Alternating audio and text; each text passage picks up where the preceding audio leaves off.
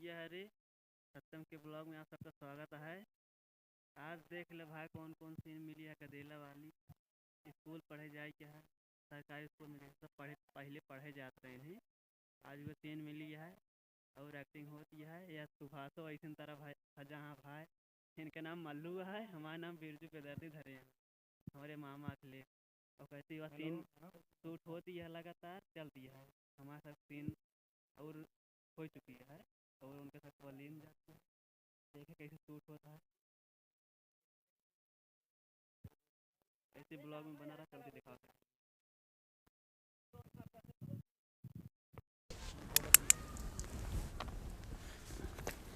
चला तो का हराय देव, ये बिच्ची है हमारा। कहो खेला जाता है मैडम जी, देखेंगे तो बिगाड़ी है ना। का बिगड़ी है समय चीज है बतावत हाँ।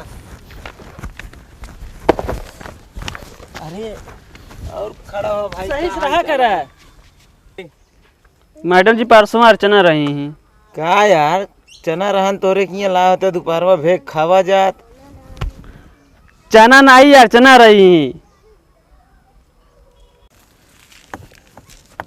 अरे यार अपने कक्षा मैडम जी आई है यहाँ। जब देर करबे तो आई जाबे करी हैं, हम गोली खेलत रहे।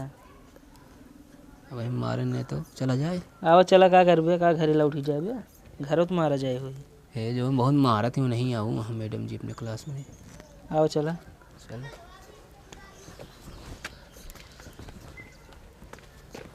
मैडम जी पाल आ गई। मैडम जी हम गले लागी।